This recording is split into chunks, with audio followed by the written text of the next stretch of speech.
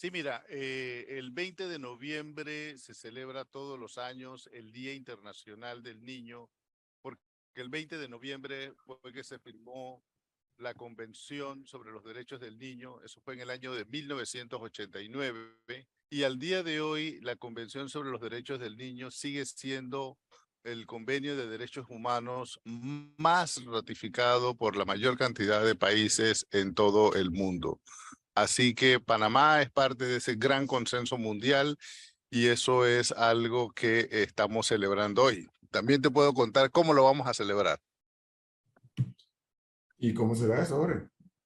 Mira, este es un día importante, es un día de alegría por los niños, pero también es un día para hacer balance. Es decir, tenemos que tener claro de que la niñez panameña tiene unos retos muy grandes por delante, que son retos para la sociedad, son retos para los gobernantes también, son retos para todas las personas, son retos para las familias, son retos para las comunidades. Así que creo que es importante empezar con los retos que tenemos.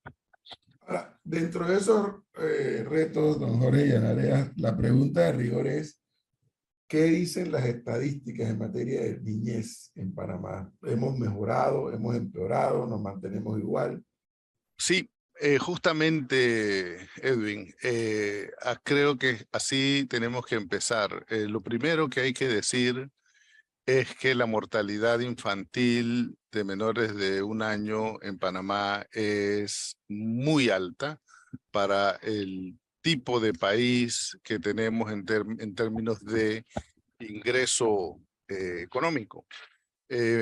Panamá, como sabes, está en la misma liga que Chile, que Uruguay, y esos países tienen una mortalidad infantil que está por debajo de los 10 por cada 10.000 nacidos. Panamá está en 13. Así que hay allí un primer desafío, bajar la mortalidad infantil a un dígito. Eso también hay que decir que en Panamá las brechas, las desigualdades son enormes. Ese promedio de 13 en las comarcas puede llegar a ser 3 veces más esa cifra. Así que es muy claro dónde es que hay que atacar el problema de una manera, digamos, con decisión y con un uso de recursos que esté a la altura de esos retos. Pero esa estadística, Jorge, ¿se debe a enfermedades o se debe a falta de nutrición o se debe a falta de atención? ¿Cuál sería la razón de ese porcentaje tan alto? La inmensa mayoría de esos casos, de esas muertes, son prevenibles. Se trata de enfermedades prevenibles, se trata de atención al parto, se trata de situaciones que se pueden atender. Así que no hay ninguna razón para que tenga que mantenerse tan alto. Okay. Bueno. Otro reto que yo te mencionaría allí es que tenemos que ver también que la niñez panameña está sobre representada en las estadísticas de pobreza. ¿Eso qué quiere decir? Eso quiere decir que básicamente si la pobreza multidimensional en el país está por el 20% según la última medición del 2018. Bueno, la pobreza multidimensional en los niños es del 32.8%. Es decir, 1 de cada 3 niños en Panamá es pobre multidimensional. Es decir, que tiene 3 o más privaciones. Uno de cada 3. 1 de cada 3 niños. Oh. Entonces, esa estadística se refiere a la población de 0 a 17 años.